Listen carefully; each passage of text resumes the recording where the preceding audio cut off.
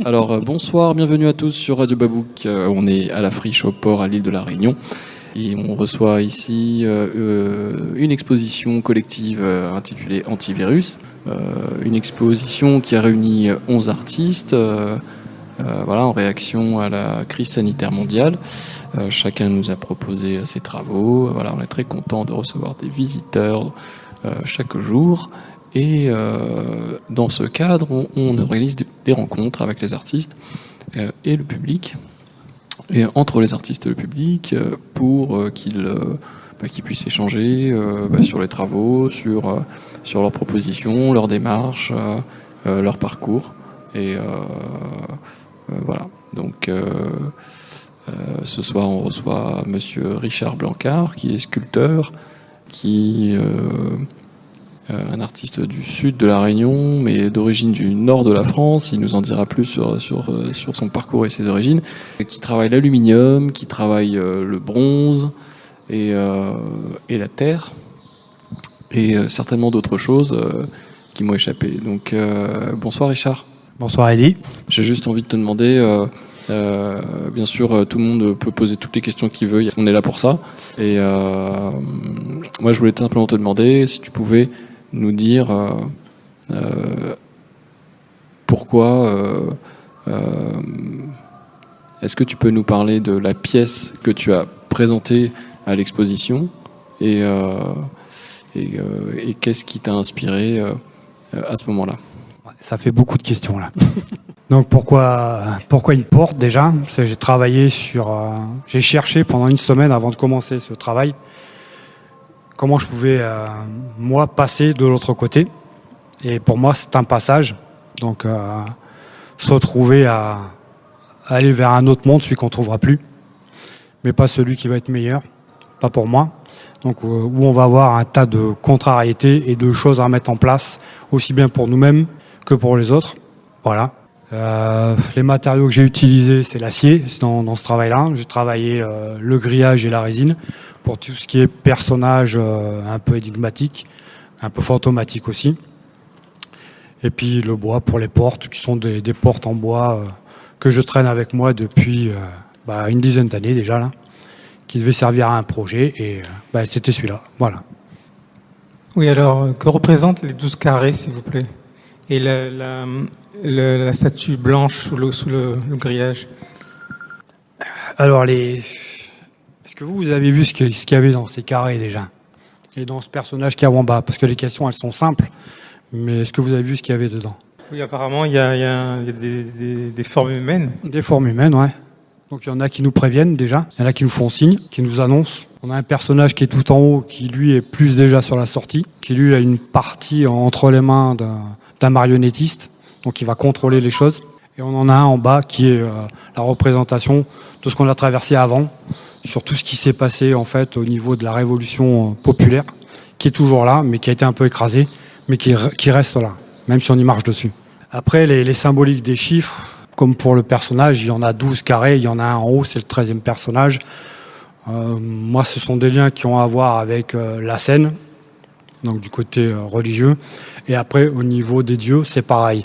Tu avais Zeus et ses 12 dieux autour qui l'encadraient. Mais il y a toujours un qui contrôlait, quoi. C'est un peu ce que j'ai voulu mentionner. Après, moi, j'ai pas été au-delà. Mes origines ont cette démarche-là.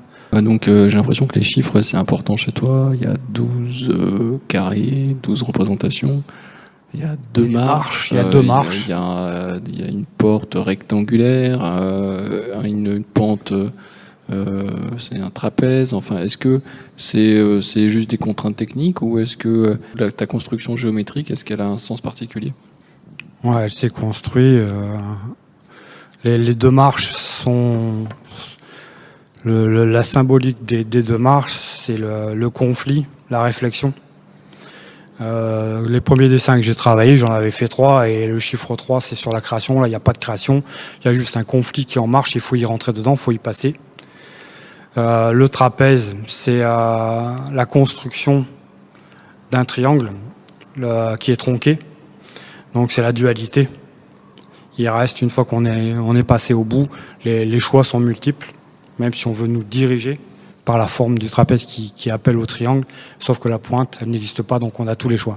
C'est un peu pour, dans cette pente, une fois qu'on est passé, que les gens ont ce sentiment de regarder, ou si un combat qui n'est pas terminé, mais qui est un peu écrasé, un personnage en haut qui le verront seulement une fois vraiment traversé, qui est en haut, qui veut contrôler. Les gens ont tendance à aller droit, quoi, à suivre le mouvement, à suivre ce qu'on va leur demander, à leur dire, mais il y a plusieurs choix, et il faut les faire, quoi. Voilà. Bon, je suis pas censé dire ça, mais voilà. Donc, voir que moi, quand je commence un travail, je construis sur une feuille. J'ai d'abord plusieurs croquis qui vont se mettre, et au bout de 10 jours maximum, je décide de terminer ma recherche, et je planche sur un seul travail. Sinon, ça part dans tous les sens et on s'arrête jamais, quoi. Voilà. Donc ça s'est fait quand Eddy m'a envoyé un mail, m'a téléphoné, m'a proposé ça. Et on va dire que j'ai commencé, c'était encore en mai.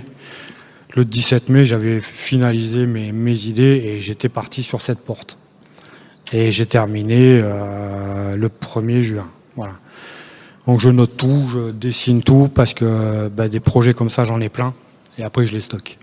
Ça me permet de garder une trace parce que je m'embête pas à conserver ça dans ma tête, quoi. Voilà. Et alors, donc, si j'ai bien compris, c'est une installation, c'est-à-dire que c'est pas juste une sculpture qu'on regarde de loin. On fait pas que lui tourner autour. Il faut qu'on traverse la porte, c'est ça? C'est ça, ouais. Moi, pour moi, ça me paraît évident, mais c'est vrai que le jour du vernissage, je me suis aperçu que ça ne l'était pas vraiment. Qu'on puisse traverser une œuvre, c'est quelque chose qui est assez peut-être dérangeant pour les gens. Voilà, mais bon, pour moi, le but, il est là. Il faut traverser pour comprendre, en fait, vraiment la démarche, quoi.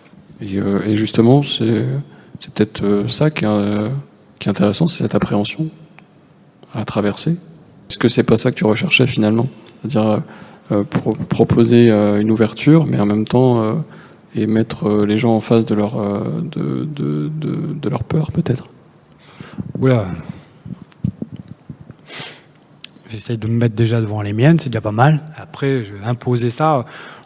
Ouais, c'est le but, c'est quand même que les gens passent à travers et qui eux ressentent quelque chose. Après, j'ai discuté avec plusieurs personnes au moment du vernissage. Tout le monde a sa vision à lui, même s'ils m'ont posé des questions. Mais moi, ce qui m'importe là, dans ces cas-là, c'est de savoir ce que les gens pensent, ce qu'ils ressentent. Tout le monde ne ressent pas la même chose. Il y en a qui ont vraiment très peur, il y en a qui ont vécu l'avant-ouverture comme quelque chose de très compliqué, de très pesant, ce qui n'est pas mon cas. Voilà. Mais je voyais plus le problème après. C'est ce que j'ai voulu montrer, quoi. Voilà. Et je pense que le problème, il était et il est maintenant, quoi.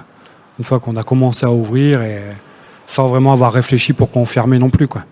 Qu'on imposait à bloquer les gens, quoi. Voilà.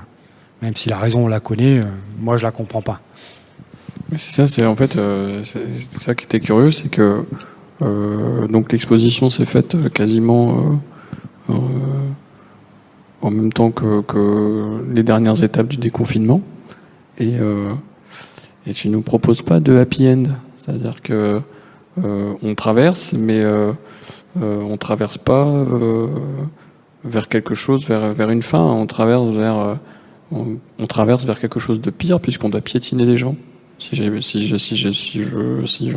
comprends l'installation. Donc est-ce que c'est quelque chose, c'est une œuvre pessimiste? Non, c'est réaliste. Là, c'est juste l'impression qu'on a l'impression de piétiner des gens, mais on le faisait déjà de toute façon. Le mouvement, il était en route avant, il y avait beaucoup de gens qui se sont mobilisés, même si ça s'est étouffé, il est toujours là. Mais on va dire la majorité n'y croit pas une seule seconde à ce combat. Ils acceptent les règles, comme ils vont accepter de recommencer à mettre des masques maintenant. On en est sorti, mais ça recommence, quoi. Moi, je me suis coupé depuis le vernissage jusqu'à maintenant, si on mentionne la date, je ne sais pas combien de temps s'est écoulé, de l'information, parce que j'ai dû me nourrir de l'information pour arriver à me projeter dans l'avenir. Cette porte en est l'avenir. Et je ne me suis pas trompé, quoi. Je pense qu'on va vers quelque chose qui va être très compliqué et qui va imposer au plus grand nombre un choix décidé par quelqu'un, pas par eux-mêmes. Et c'est là où il faut prendre conscience qu'il va falloir faire attention à ce qu'on fait et à où on veut aller. Voilà. Maintenant, c'est moi, ma vision à moi. Après, je veux pas imposer aux gens de regarder à droite ou à gauche. Ils font ce qu'ils veulent. Ils peuvent regarder devant. C'est toujours plus facile de suivre que d'être conscient de quelque chose de différent, quoi. Voilà. D'accord. Et donc, sur ce coup-là, est-ce qu'on peut dire que ta proposition, elle est artistique, elle est politique? Ouais, elle est artistique, mais bon, de toute façon, elle est engagée. Donc, je veux dire, oui, elle est politique, elle est engagée, oui. Mais moi, j'ai rien à expliquer à personne, quoi. J'ai fait un travail là-dessus. Je montre, moi, ma vision des choses, mais. Alors, je reformule la question. Est-ce que enfin non, parce qu'en fait, est-ce qu'on pouvait échapper aux politiques? Est-ce que à ce moment, sur cette thématique-là, est-ce que c'était possible d'échapper aux politiques? En même temps, je pourrais poser la question à Monsieur Maillot à côté de moi, mais moi, c'est une question que je me suis posée. Non. Tout le monde a fait un peu comme il a voulu pendant le confinement. Essayer de respecter les règles par rapport au masque, par rapport au contact avec les gens. Mais bon, le peu de fois que je suis sorti pour... moi, je suis à la plaine des Palmistes, ce qui est assez privilégié, parce qu'on est assez loin. Il n'y avait plus personne. Mon atelier, il est au milieu d'un parc.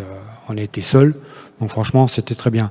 Mais les peu de fois où je suis descendu en ville, j'ai pas senti vraiment une implication sur le fait qu'il y ait un virus ou pas. Tout le monde avait des masques, tout le monde regardait de travers parce que j'en avais pas. Mais par contre, ça les gênait pas de se serrer dans un magasin, quoi. Les supermarchés étaient bondés de monde, alors que nous, nos ateliers, on pouvait pas recevoir du monde. Donc, pour revenir au côté politique, ouais, il y a quelque chose, il y a une colère qui est là-dedans. Moi, y compris tous les petits artisans, quels qu'ils soient, on a été mis de côté, mais pourquoi, je ne le comprends pas, quoi. Pourquoi McDo a le droit d'ouvrir son drive? Pourquoi M. Bricolage a le droit de vendre des outils? Est-ce que c'était vital? Je ne le pense pas. Voilà, il y a des choses qui se sont mises en place à côté, mais y échapper, non. C'était une volonté de vouloir bloquer tout le monde. Voilà, c'est comme là, on se retrouve. Enfin, je sais pas, on peut pas vraiment y échapper. Il y a une volonté de vouloir faire des gens un peu ce qu'on veut, et au plus on va imposer de temps en temps des choses comme ça, ce qui a été fait avec ce confinement, ce qui est génial, c'est que maintenant on va dire aux gens, ça y est, vous remettez le masque, les gens vont remettre le masque obligatoirement. Donc on va pouvoir leur dire, maintenant vous vous vaccinez, et maintenant vous prenez ceci, et maintenant vous prenez cela. Et la majorité va suivre. Et si vous suivez pas, on va vous regarder de travers, quoi. Donc voilà, c'est d'où l'arrivée en bas de cette installation. D'arriver en bas, il n'y a pas qu'une ligne droite, quoi. C'est pas un triangle, quoi. Ça arrive pas. Il n'y a qu'une ligne à suivre. Il y en a plein à suivre. Et j'aimerais que les gens regardent à côté, quoi. Voilà. Mais est-ce que c'est pas une façon de réaffirmer l'art comme une dernière espace de liberté, justement par rapport à toutes ces contraintes qui sont souvent injustifiées? Je pense qu'il y a d'autres façons de faire. Moi, c'est mon médium, c'est mon métier. Donc, je vais dire oui. Mais après, je pense que les gens sont tous, eux, autour, libres de faire aussi des choses différemment, quoi. On peut montrer aussi des façons de faire autres, quoi. Pas obligé de le suivre tout le temps, quoi. Je connais un peu ton travail. Tu fais des volumes,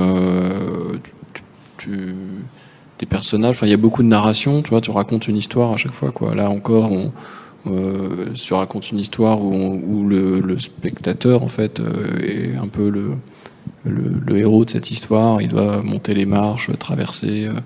Enfin, tu crées une espèce d'une narration, un décor comme ça dans lequel on évolue. Et pareil, dans tes sculptures, on voit des hommes dans des situations. C'est-à-dire un enfant, enfin un père qui prend un enfant dans ses bras, qui lui touche la tête. Enfin, c'est toujours des situations comme ça, comme ta sculpture, pardon, sur Le Voyageur, que j'adore, là, où il est pris aux 4 vents, etc. Donc, c'est très... Tu racontes une histoire et tu emploies une autre technique. Moi, j'ai été surpris quand tu as ramené cette pièce, parce que je me suis dit, ah tiens, c'est pas ce que j'ai vu avant, quoi. C'était pas les volumes, l'anatomie, comme tu la travailles habituellement, quoi. Bah oui, mais là, ça fait... disons que ça fait 7 ans que je suis parti sur la plaine des Palmistes pour des raisons familiales, pour m'occuper de mon fils, pour m'occuper aussi de ma compagne et de mettre en place un autre fonctionnement, quoi. de plus m'occuper des autres aussi. Voilà. Donc de jouer avec les matières. Donc tout ce qui est grillage et résine, c'était mes recherches que je faisais déjà il y a, même quand j'étais sur Saint-Pierre, c'était déjà dedans, quoi. Entre l'aluminium, les fonds d'aluminium mélangés avec le bronze, et il y avait déjà le grillage qui était intervenu dedans pour faire. J'avais fait une tête assez importante, justement, qui représentait cette compression où il y avait tellement de canettes qui traînaient dans les chemins que j'ai pu ramasser, je sais pas combien de canettes en alu, et on a coulé 2 faces de tête pour faire compresser, quoi, pour faire prendre conscience qu'il y en avait plein les caniveaux, quoi. Maintenant, le traitement de ces déchets a l'air d'être opérationnel. À l'époque, ça l'était pas, c'était simple de récupérer, quoi. Le bronze, c'est quelque chose qui est fascinant, qui est assez coûteux, par contre. Donc voilà, la technique, elle est intéressante, mais lourde. Le grillage est intéressant parce qu'on peut faire des choses très légères. Donc travailler sur des choses beaucoup plus surréalistes, ce qui se correspond à ma recherche. Ça a l'air simpliste, mais moi, ça fait 35 ans que je travaille. Le premier objectif, c'était la quête de liberté qui me concernait au départ, quoi. Et après, elle s'est étendue à tout le monde, quoi. Et je regardais la population, les gens, l'évolution de certaines même cultures, puisque j'ai voyagé, et d'essayer d'à travers tout ça, de trouver une liberté tout le temps. Mais il faut prendre conscience de tous nos carcans à chaque fois pour pouvoir être libre. Aussi bien comme il y a des pièces où j'ai fait simplement un personnage, comme tu mentionnais, avec la tête d'un enfant posée sur la tête du père, où en fait, quand on regarde les personnages, sont assez stylisés, très géométriques, et les bras sont très fluides. Il n'y a pas de main, il n'y a pas de doigts, alors que moi, j'ai tendance à détailler énormément l'anatomie. Et là, je l'avais complètement effacé.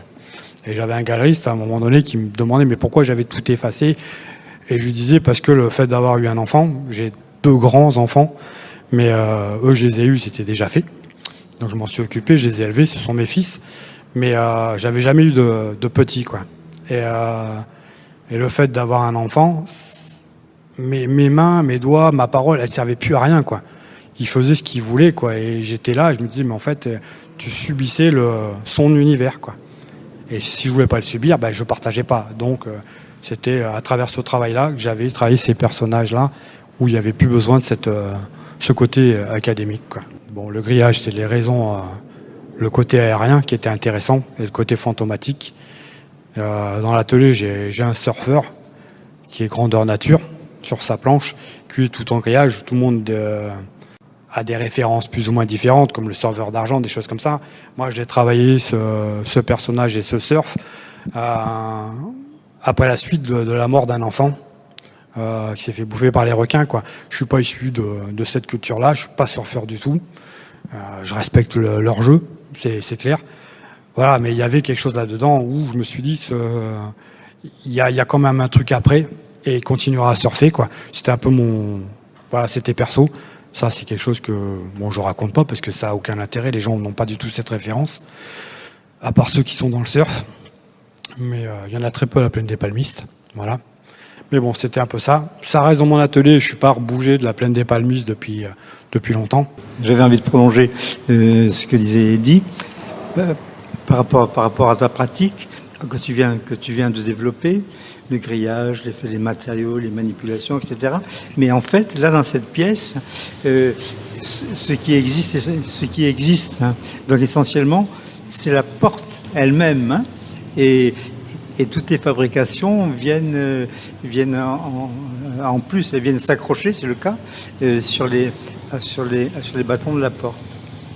Alors, c'est un thème récurrent, on le sait, hein, dans l'histoire de l'art, la porte. On pense aux portes du paradis, bien sûr, mais on pense surtout aux portes de l'enfer de Rodin.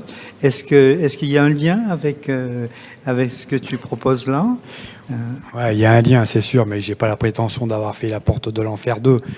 Déjà, il n'y a pas le travail qui est dessus, déjà.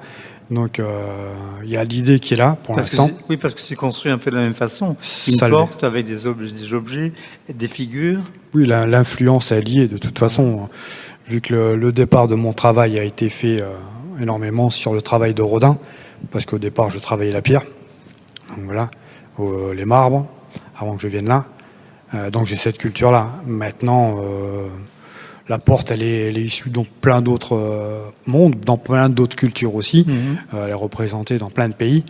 Et elles ont toujours un sens de passage, quoi.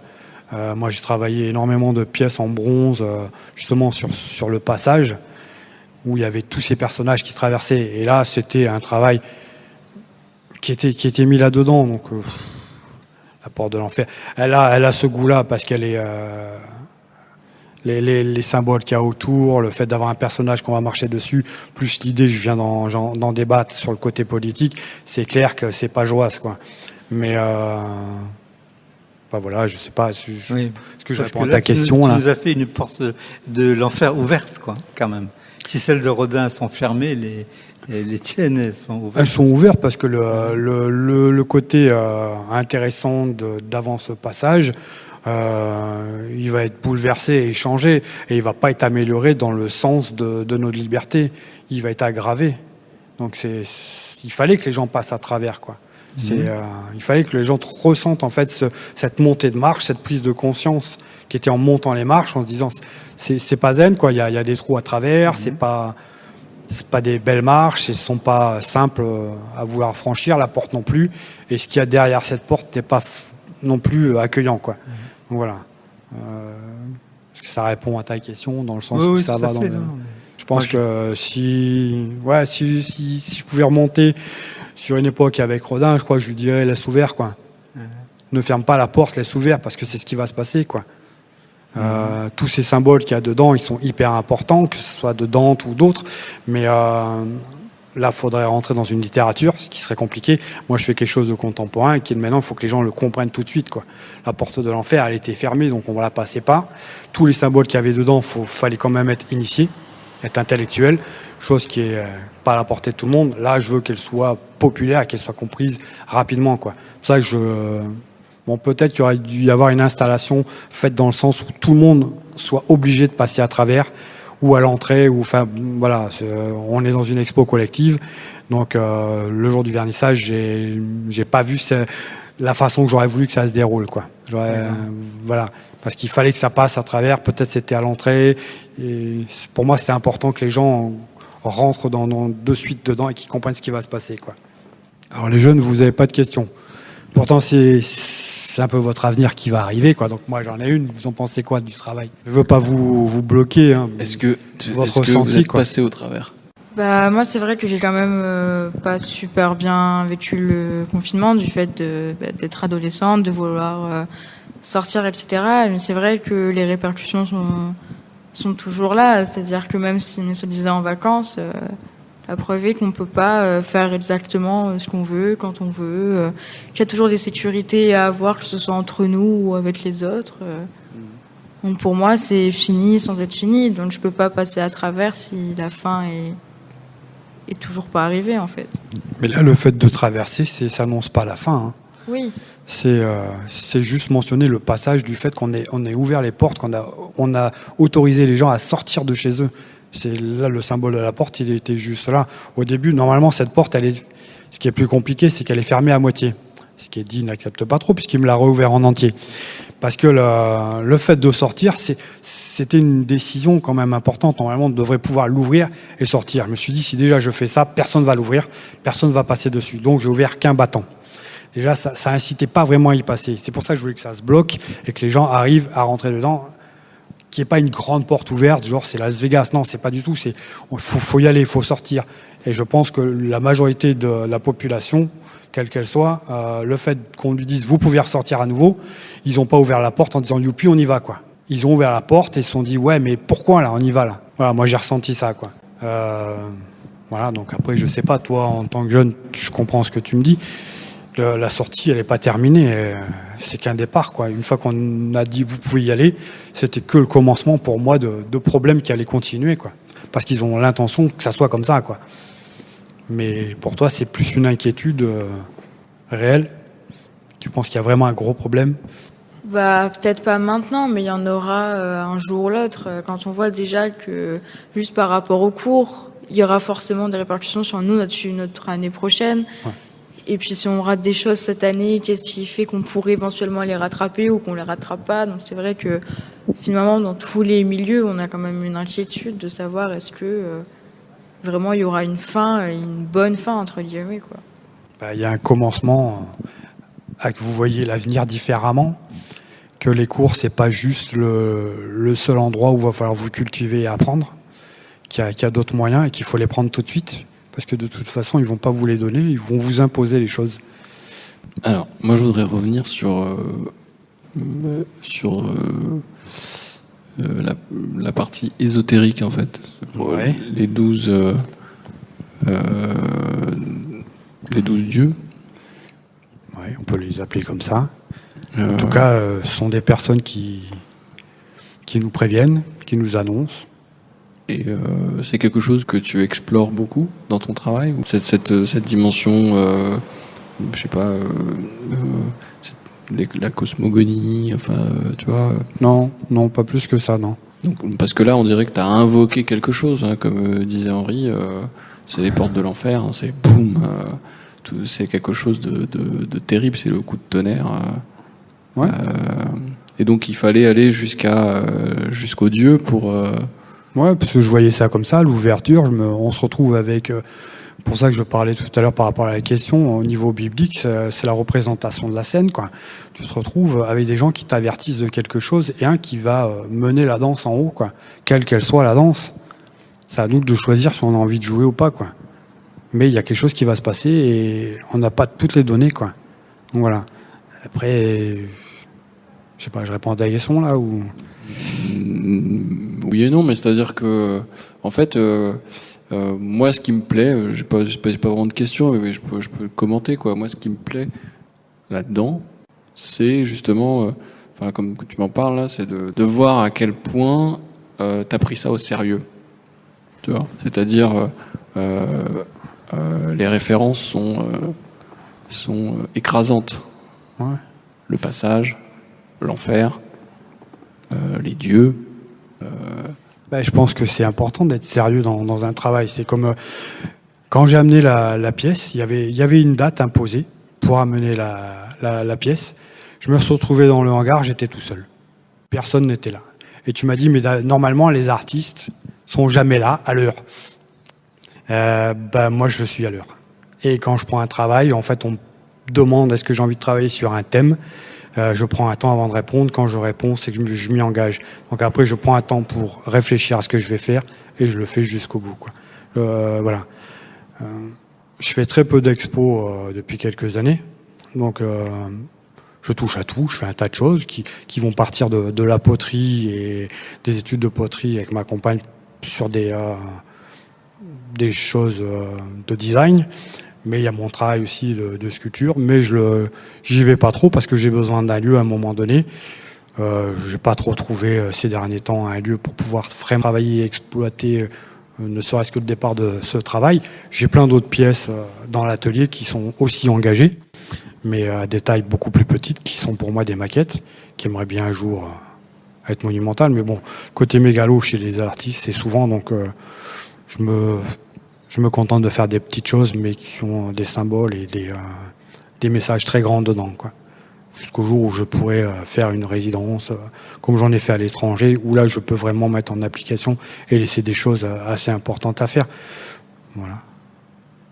Et je pense que tous les artistes qui sont venus se sont plongés différemment dans l'idée, quoi, mais ils se sont tous engagés à faire quelque chose qui était... Oui. Mais je veux dire, là, il y a quelque chose de sombre qui est affirmé, quoi. On est sur la matière, il y a ces personnages torturés autour de la porte, la matière elle-même, hein, un peu surréaliste, donc ils sont entre deux mondes, ils sont là, pas là, et puis ils sont tous noyés dans des tourments. Voilà. Moi, c'est ce que j'ai ressenti. Ouais, tout à fait, ouais. Bon, ça vous rend pas gai, en tout cas. Non. Mais bon, c'était pas le but non plus. Hein. C'était pas pour accabler ou ni attrister les gens. C'est juste moi, ma vision, on m'a demandé ma vision de l'après-Covid. Elle est comme ça, quoi, et je pense que... Ouais, mais je comprends, mais en tout cas, moi, ce que j'aime bien, c'est qu'il y a une vraie projection mentale. Alors, elle est effrayante parce que plus j'en parle et plus j'ai l'impression de voir un vortex à travers la porte qui va nous emmener dans un monde impitoyable. Mais Non, le monde, on en fera ce qu'on voudra. Enfin, on essaiera, en tout cas, surtout pour les jeunes. C'est à eux de choisir où ils veulent aller. C'est clair qu'il y a des contraintes qui vont être mises de plus en plus. C'est un peu l'idée du personnage qui est en bas, mais qu'il y a toujours un moyen de se défendre et il y a toujours un moyen de choisir ses chemins. Et c'est ça qu'il faut faire, quoi. Mais voilà, et donc du coup, je me demandais, t'es toujours aussi radical dans tes propositions? Est-ce que c'est important pour toi, la radicalité? La radicalité au sens étymologique, si je peux me permettre, c'est-à-dire aller à la racine des problèmes? Si je travaille sur quelque chose, oui, j'y vais à fond, quoi. C'est important, quoi. J'ai un message à passer. On me demande ce que je pense. Il faut que je sois sincère avec le travail que je vais présenter et puis les gens qui vont la regarder, quoi. Même si après ça m'appartient plus, mais moi j'aurais livré quelque chose de sincère dans ma création, quoi. Alors, quand tu avais posé la pièce ici, tu m'avais dit que tu l'avais fait essayer. Tes voisins, donc à la Plaine des Palmistes, n'avaient pas osé passer au travers. Les enfants, si, par insouciance ou parce que dès qu'ils voient un escalier, ils ont envie de monter dessus. C'est ça, ouais.